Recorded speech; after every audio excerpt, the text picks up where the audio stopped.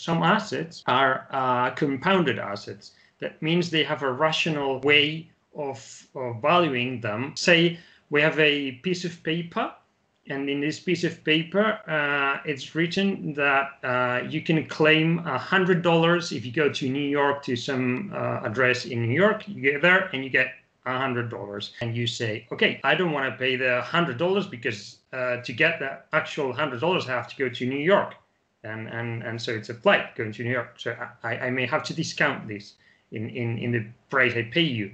Also, I don't know if the office in New York, if the story behind the paper is true, so it's a risk over here, so I have to discount also this risk. And you keep discounting all these things, and then you arrive to a price. Say the plane was $50, you paid $25, so you get a profit of $25. So if this paper gets traded in the market will converge to the fair value of the piece of paper, because the market isn't, let me say, stupid.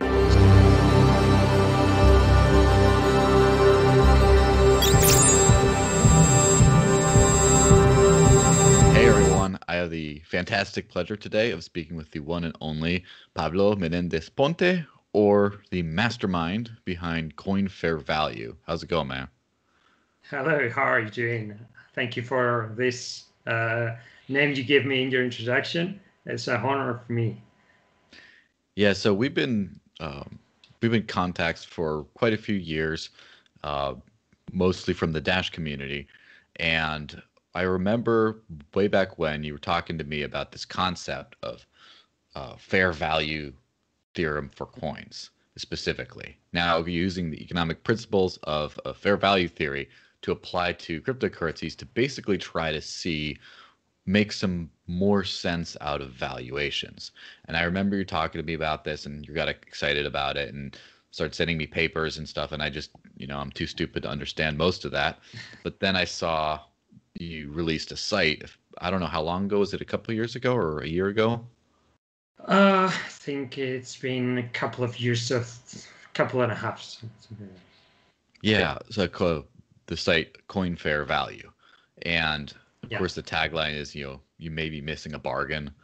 And I looked through the whole methodology and everything recently. I don't know what got me on that, but then it really piqued my interest and had a lot of questions, and especially since there's a lot of coins that have different discrepancies in valuations between the fair value and the market value. And usually it seems like my hunches were correct as far as like just from my, we can actually get to talk into what fair value is in just a second, but from just my idea of what's actually being used versus what is way overhyped and overpriced right now. It just tends to be relatively consistent with that, with a few things that I was kind of a little skeptical about. But so I think that this is, if it is true that you can kind of use it as a more valuable metric, then that would be fantastic. But of course, we have to dive into what it actually means before we know how we can use it. So in simple terms, what is the fair value of an asset compared to just, the market value? Okay. People have a scale of preferences in their brains, and different people have different scale of preference. That means some people might prefer something over to something because they like it better, or it solves better their needs. And there is nothing such as an absolute value of assets, okay? But the value of assets is relative. They don't come with an absolute value. Okay, so the discovery of their price happens because when individuals interchange the assets according to their scale of preferences. Okay, this is kind of the intrinsic value that assets have, but some assets are compounded assets. That means they have a rational way of valuing them, because if they weren't valued like that, it would mean that some guy would be able to profit from it. I can give an easy example about it. Say we have a piece of paper, and in this piece of paper, it's written that you can claim $100 if you go to New York to some address in New York. You get there and you get $100. Okay, so now I tell you, you live, say, in Florida, and I tell you how much would you pay for this piece of paper? And you say, okay, I don't want to pay the $100 because to get the actual $100, I have to go to New York, and so it's a flight going to New York. So I may have to discount this in the price I pay you. Also, I don't know if the office in New York, if the story behind the paper is true, so it's a risk over here. So I have to discount also this risk, and you keep discounting all these things, and then you arrive to a price, right? You have applied a rational model when you're giving a value to the paper. It was not your scale of preference. It was a rational thought that you did. The thing was, the special thing was that some of the variables that you used, such as risk, such as cost of a plane, some were not very accurate. For instance, the risk, you may have to estimate it. Yeah. So you applied a rational model, but some of the variables have to be estimated. Okay. But in any case, it is an example of a compounded asset. If you bought it cheaper or more expensive, then you would be able to get a profit in New York, because you'll be able to exchange it for the $100, and your costs were smaller. If we remove the risk, it is easier to understand. Say the plane was $100. So sorry. Say the plane was $50. You paid $25, so you get a profit of $25. So if this paper gets traded in the market will converge to the fair value of the piece of paper, because the market isn't, let me say, stupid. Sometimes it is, but when the rational model behind the compounded asset is easy, like this example, then it's harder for the market to act irrationally. Okay, so some other assets are more that they have an underlying rational model which is more complicated, such as stocks, and some others didn't have a rational model because no one ever tested one, no one ever made one. So I thought, I was thinking about currencies, and I thought that currencies their value has to arise because of the trading of goods and services and nothing else. The only purpose, not the only purpose, but their only source of value can be the trading of goods and services. And why is that? You may say, but I heard about the store of value property, and can a currency be valued just because of its store of value property? And I can prove that it can't. So if you were to design a currency just to be valued at its store because of its store of value properties, its value would tend to zero. Yeah. And let me give you an example of why. If I tell you, okay, this is my currency, I have invented it. It has very good properties for storage because it's got a network of peers and everything and blah, blah, blah, or whatever. And it cannot be used for anything else, unlike gold that can be used for other purposes. But say that your currency cannot be used for anything else, and I tell you, but it's got really good store of value properties. Okay. Now, it means that it will, I tell you, it will keep its value in the long term. and you say, what is long-term? Well, I say, in 50 years, it will keep its value. Mm-hmm. And you say, okay, I pay you a little bit more because of 50 years that it will be able to store the value for 50 years. But then I don't believe it really much that it will be able to keep its value for 50 years. So I have to discount the risk. And you know what I pay, the extra I pay doesn't compensate the risk. So I pay you a little bit less than its original nominal value. Say the nominal value was 1, so you pay me 50 cents. And then you have the 50 cents thing that keeps its value for 50 years. And then you try to sell it to another person. And you say, this thing keeps its value for 50 years. And how much is it? You say 50 cents.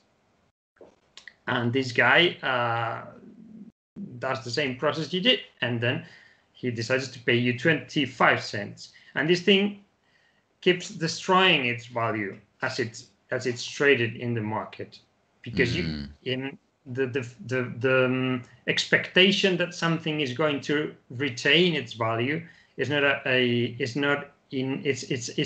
like a Ponzi scheme. Yes, of course. And another example, if I, instead of telling you this thing is going to maintain its value for 50 years, I tell you this thing is going to go up in 50 years. You do the same. You apply you extrapolate this thing, but then you discount the risk and blah blah blah. But it may compensate you, and then you pay me more than 1 because you believed that it was going to go up. So you find another guy that is willing to pay you more of your nominal value. And this is the famous Ponzi scheme that collapses when you can't find anyone else. So for me, the store of value property is not it's an indirect property of something that has value for other reasons, like in the case of a currency. That its clear values that people accept it as a means of exchange, and I can it's a little bit. I can make a short demonstration, but I don't want to bother the audience with it. But I could make a short demonstration of how if someone tried to trade the currency for a price different than the fair value for goods and services. I am talking about goods and services in the economy. Then this guy would obtain a profit, and by the law of diminishing profits in the market, because people compete and people try to get the assets in the goods and services for a lower price. Then the currency converges to its fair value. It can be demonstrated, but it's a little bit tedious. So well, let me just give a real world example from my own mind's estimation of valuation. So, for example, at the end of 2015, I started to pretty much exclusively accept payment in cryptocurrency for goods and services. I wanted to see if this stuff worked. I wanted to see if I could live off of it. And it wasn't until about the summer when I actually closed my bank account and started living all off of crypto. So in that time between that, there was still the opportunity to get paid in fiat, but I would always seek out crypto opportunities, not just because, I like crypto, but because there's less friction in getting it. So, for example, I could just say, hey, pay me in Bitcoin. Pay me like a half a Bitcoin for this work. And I just put my address, and they'd send it, and it would show up pretty quickly, and it was it. But then when you say, hey, pay me with fiat, it's like, well, okay, how do we do that? Do we mail a check? Do you have to sign up with a banking service? It's like all that extra friction made me take work cheaper for cryptocurrency because of how easy it was. And then take it to the modern day where, let's just assume like an even value. if someone wanted to pay me in Bitcoin, in BTC, because of the way the network is now, I would want to be paid more for the same amount because it costs too much to send and it takes a long time to send. And I know I'm going to have to at least convert it to something else if I want to be able to spend it right away. So it has to be a certain amount higher. If someone wanted to pay me in Ethereum Classic, I would probably want to be double paid or something like that because it's not a secure network. I would not feel good about, having it. And then if also a lot of exchanges take 2 weeks to accept an Ethereum Classic deposit, which because of the safety risk. And I'd probably be willing over, let's just say something like Bitcoin Cash is the baseline for me, but I'd be willing to value Dash at more than its value because I can send it somewhere and there's a few different places where it's going to be absolutely instant, and then that has utility for me, even though the market price is different. So that's just kind of like the way it shakes out in my own head. Yes, so you're talking about the process, how you can make the price of a currency change by using it, no? Yes. The way you use it makes it change, exactly. If you if you prefer to use Dash, or you prefer to pay more in Dash than in Ethereum Classic or than in Bitcoin, then you are incorporating the value of the goods and services you exchange with Dash into Dash, well, these are computing cryptocurrencies. So when you choose which one to use, you transfer the value of the economy into this one, and the economy is the goods and services that keep changing hands every day. So yes, that's the way you do it as a user. It's something. So the price of a currency. This is an interesting thing. The price of a currency, it's embedded into the assets people are interchanging. So it's a consequence. You have this thing called a currency, which is like a liquid in the middle that allows people exchanging things that otherwise they wouldn't be able to, because someone may sell rabbits and another one may sell fish, but the one selling rabbits may not want a fish in exchange. So this thing called currency allows for that, but it's its purpose and its value is a consequence of how you prefer a fish for something else. Yeah. So why is there a discrepancy between, let's just say something like cryptocurrency, because it's first off, it's a subject, but also it's a very easily tradable asset between other ones. And why would there be a discrepancy between the fair value and the current market value? Like, what are some cases that would explain why there would be a difference between those? That's a really good question, because this is for a reason, because the users of a currency are of two kinds. One family of users are the users that use the currency for exchanging goods and services. So they use a currency. They see the currency as something useful for trading goods and services. So it's utilitary value of a currency. But there is another set of users who exchange the currency because they think the currency is going to go up or is going to go down, or because they think the currency is good as good an investment or bad an investment for the future. So these kinds of users are when they trade the currency, they are trading it because they are valuing the currency. When you go to the groceries, you don't buy tomatoes because you think the US dollar is going down. So you want to get rid of the US dollar and buy tomatoes.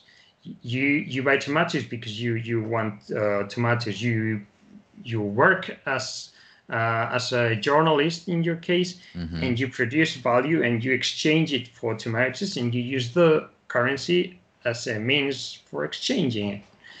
But other people trade currencies because they want to get a profit in speculating. Okay, it's not bad. Speculation is really good. Speculation is something needed in the markets, and it's something very needed because it provides liquidity. So it's very interesting.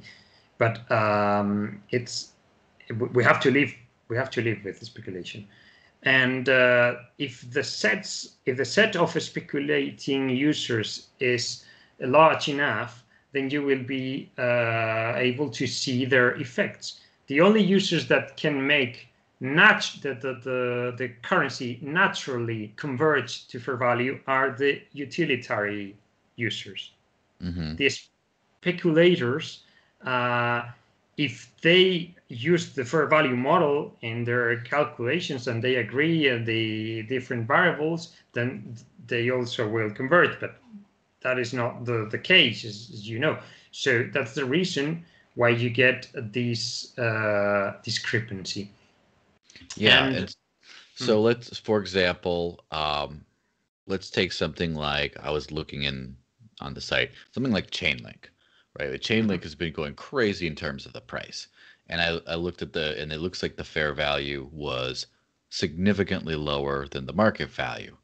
And so, if I'm kind of interpreting that correct, that would mean that people are only using it more or less at the fair value level, but people are very excited about it and think it's going somewhere great, and so they're speculating, and the speculation price ends up pushing the market price higher than the fair value by a significant margin. Do you think that's accurate in that case?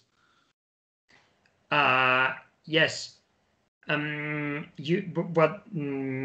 have to be careful when looking at fair value and interpreting it, because there's also as a model and as an application, not as a model, but as an application, as a model application, because we have to keep in mind that CoinFairValue is an application of currencies fair value. It's a specific application which make some choices in the website on how to apply the model. So when you apply the model, you make some hypotheses and some things, and all these things create uncertainty, and the uncertainty has to be taken into account. And if you see that the fair value has a big uncertainty, that means that you should be careful, because users may be changing their behavior. And so sometimes when there's a discrepancy between the fair value you see at the website and the price, it's because the fair value has a great uncertainty, and care should be taken. And having said that,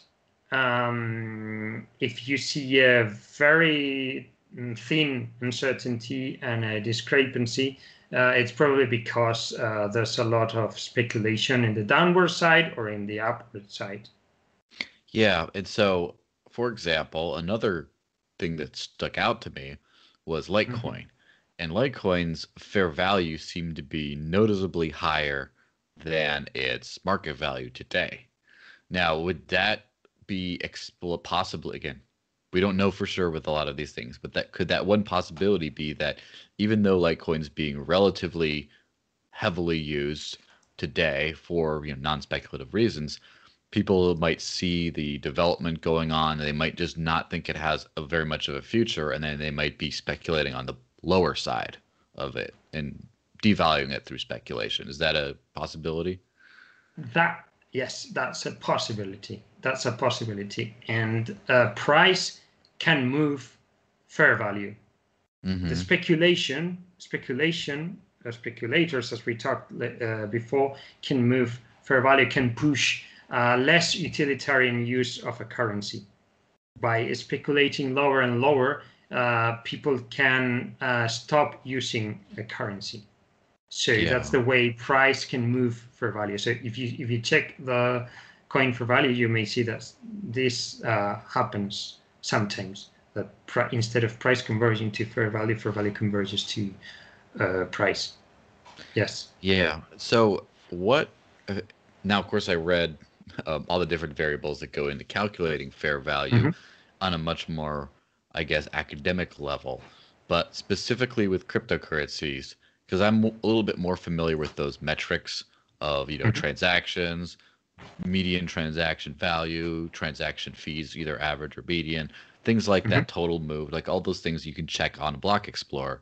How do you derive fair value for coins? Which data points do you put in, and then how do you come up with the fair value? That's a good and extensive question. Well, we can go one by one if you want. Yeah, sure. Okay. So first variable, which I think is very important, and it's embedded into the equation directly, is the what I called in the model total discounted supply. And in cryptocurrencies, as you know, future supplies of the currencies, sometimes they are certain. They're programmed into the code, and everyone knows what the supply is going to be like. Sometimes they have a little bit of uncertainty. Sometimes they are totally uncertain, such as the case of fiat currencies, for instance. We don't know the regulators how much they're going to print. So this is even if the supply is certain or uncertain, you can have an expectation of a future supply. You can try to say, well, my expectation is the supply is going to be like that in the future. Okay. Say you know the supply of a future, or say you expect a future supply. Why it is important to take the future supply into account? Because the total discounted supply, the difference, is one of the changes that I made to the Fisher equation. One of the changes is the total discounted supply. The Fisher equation, it uses the current supply. And because the Fisher equation was designed for, or was conceived when there were only fiat currencies, and he didn't have access to, or he couldn't expect the future supply. And I don't know why he didn't introduce the total discounted supply, but I think he was wrong. The thing is, if you see the news and in the news they say, hey, tomorrow the supply of the US dollar is going to be doubled. So what do? You probably rush to the groceries and rush to get everything you can at the prices of today instead of the price of tomorrow. And what happens? It happens that today prices increase because supply is going to be doubled tomorrow. So the increases of supply of the future are affecting the present. And if I tell you what, if the news say the supply is going to be doubled in a year or in 10 years, what do? Well, you may rush a little bit if it's a year, but if it's 10 years, you may don't care until sooner. So what you're doing is you are discounting the future supply, and the supply that is far into the future, you are discounting it less, and the excess supply, which is close to the present, you're discounting. The opposite. The supply, which is far into the future, discounting it more, so you don't care about it, and the supply, which is closer to the present, you're discounting it less, so you're taking it into account. Because cryptocurrencies provide the supply, the exact function in many cases, I thought that that was ideal to discount the future supply and take it into account, and it should be taken into account. And people, when they use their money, they take it into account. So it's rational to take it into account. And so that's the the reason for this strange variable in the model. Then we have this variable. Sorry for talking too much, but this variable is tied to the regulator, to the one who controls the supply. If it's a currency without control, then it's tied to no one. But you know, then we have two other extra variables. One is the transactions count, and then we have two behavioral variables: the velocity and the average basket value, average transaction value.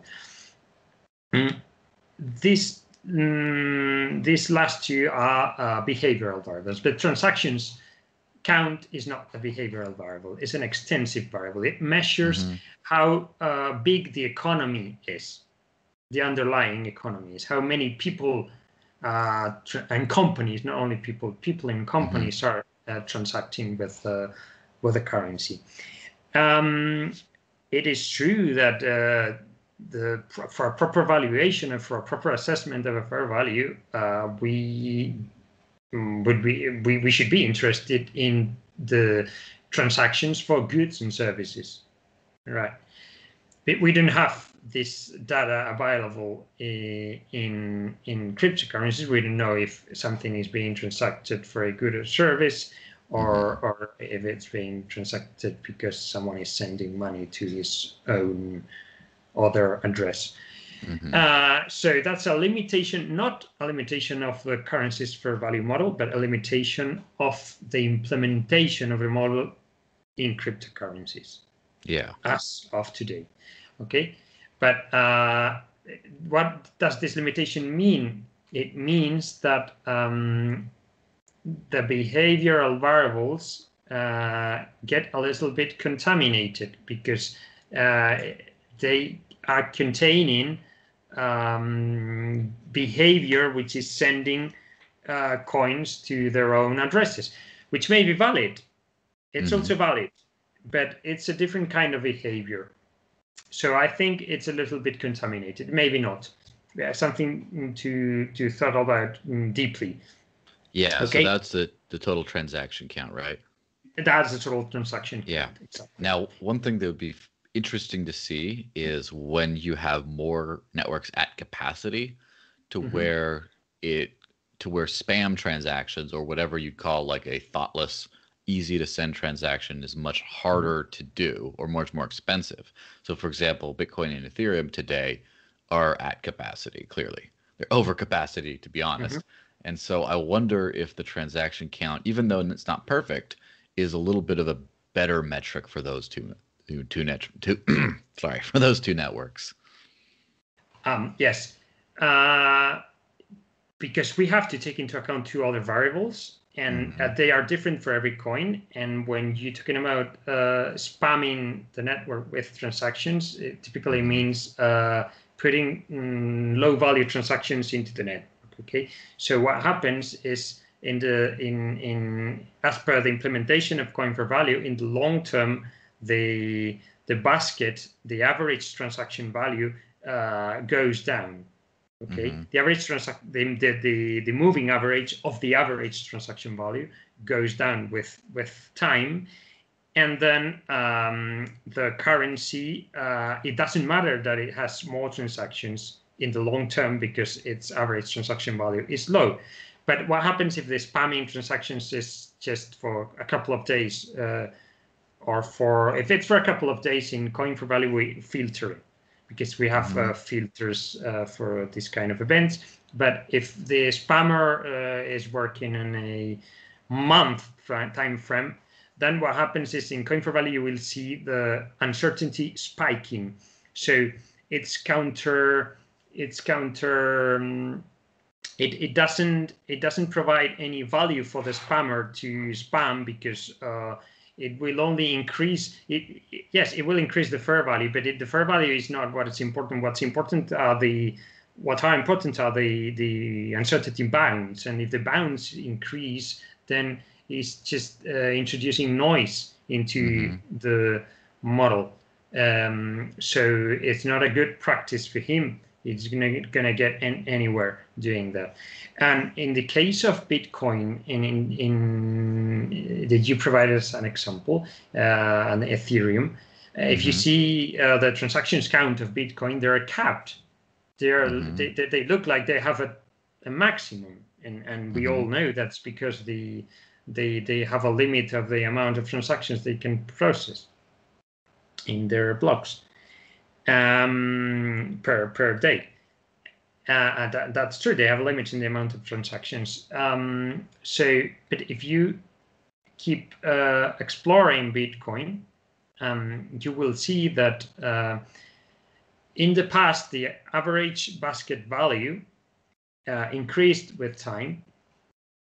That means that there was a limit of transactions, but every day after day, transactions were getting bigger and bigger in value.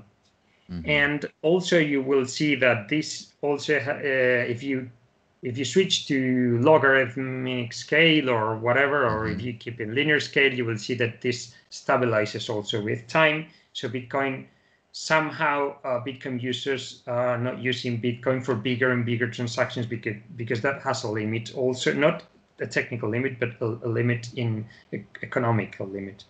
Yeah. And then we have we have the velocity of money. The velocity of money we haven't talked about yet, but if you see the velocity of money of Bitcoin, and you may switch to log scale to see it better, but you will see that with time it's going down, and that means people are storing rather than spending. They are holding more rather than spending, and that's what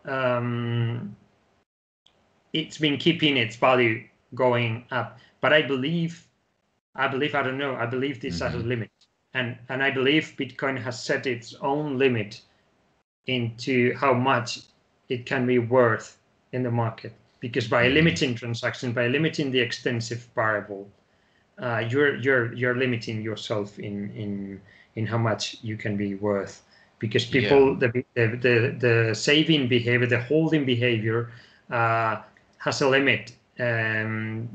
I don't believe it's sustainable with time. We could go into a deep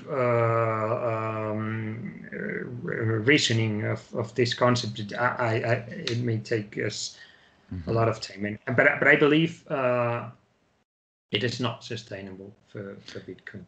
Yeah, so we're talking about the basket value. Is that like the average transaction value, or is there a little bit of nuance to it? No, the concept of basket, right? That the name of the reason I named it basket was because when I was reasoning about a model, I thought that a currency, the users of a currency, may trade a currency for a certain goods and services. For not and may not be any goods and services. It could be just gasoline, or just smart contracts, or just whatever thing. But there may be a certain basket of goods and services. So the basket is the goods and services people trade a currency for. It's like a supermarket basket. It's like consumer price indexes. Also are defined in terms of basket. Is whatever you change for your currency. So the average basket value is equal to the average transaction value. Is the average value of a basket of goods and services traded per trade. Yeah. So the average basket value. So are those are all the variables you're looking at, correct? Or did you still have a few others? No. No, there are no. Well, there is embedded into total discounted supply. There is the originary interest. Because when I say you discount future supply increases, what I mean is in your head, you value less you value less things of a future than things of a present, and this thing is called originary interest. And then the market, people trading things of a future of a past arrive at the market to something called the interest rate that everyone knows, but it's a consequence of people having in their brains originary interest. So the variable of interest rate that you use in discounting total discount supply, it's an external variable, and you have to choose its value. The consequences are not very, because the supply schedules of cryptocurrencies are not very exponential. The consequences of different values for the interest rate does not affect much at all the fair value. They affect it a little bit, but it's not a big deal. And when I was talking about total discount supply, I forgot to mention one interesting thing. In fiat currencies, if you see the supply, how the supply schedule has been looking, like in the past, you will see an exponential curve.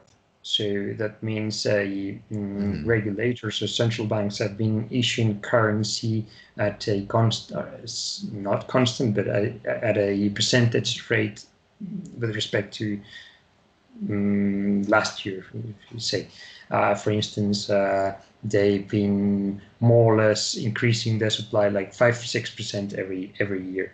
Okay, and if the rate at which you increase supply is higher than the originary interest in people's brains, what you get is something called hyperinflation. Yeah. If you work out the calculations, you will see that the equation explodes to infinite. And that's it's interesting, like how the total discounted supply can explain hyperinflation in mathematical terms. Yeah, it's interesting. Now, one thing I noticed when when I was reading through how fair value is computed, that a lot of these data points are not necessarily available for the US dollar and euro. Or they're not reliable necessarily. So when you calculate the fair value of a cryptocurrency in US dollar terms, first off, is that an accurate or relatively reasonable number to begin with? But also, what metrics are you using to calculate US dollar right now? Okay, at the beginning and the first versions of the website, I decided that I may be able to find some statistics, studies on the number of transactions of a US dollar and the average basket value of a US dollar and things like that, and be able to calculate the fair value.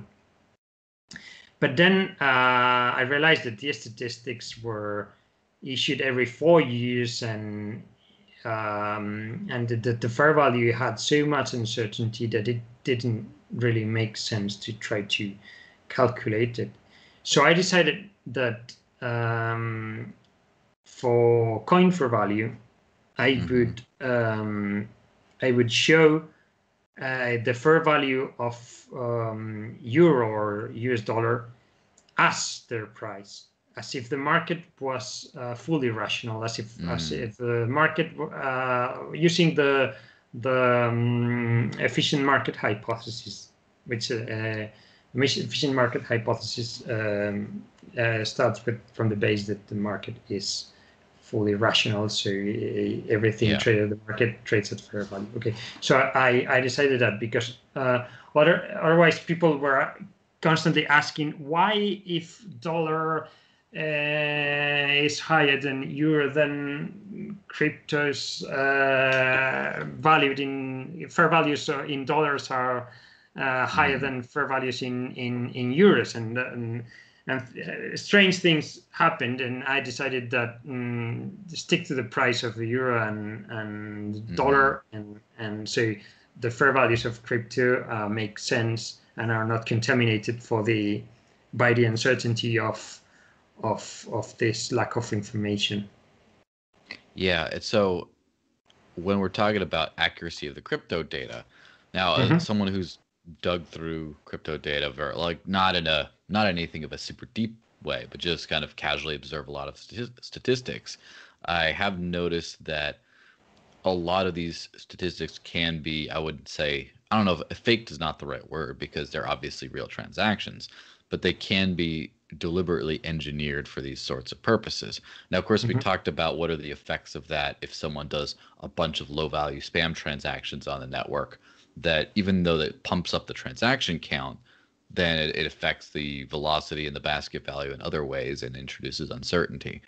But there's a few other things that could possibly be affected. So, for example, if say the average transaction value, which is something you see a lot on blockchain explorers, or the average transaction value is a certain amount, and it's too low, it doesn't look good, then me as a whale, which I'm not, before you just get any ideas of like trying to kidnap me, I'm not, but if I take my stash and move it like once or twice in a day, then the average transaction value goes way up, and then you can kind of see that. And so, or some people could be moving their stash to increase the velocity of money or something like that, or things like that. And so there's a bunch of different ways that you could manipulate blockchain data that isn't just small low value transactions for spam purposes. It's a little bit more deliberate. And so first off, is there any way to really account for that as long as it's as long as there isn't really a lot of scarcity? Because let me just explain, because when we're talking about the limits that Bitcoin and Ethereum hit, if you wanted to move your Bitcoin stash here and there to drive up the average values, you would pay a price for that. And then the price for that, you could say, is worth it.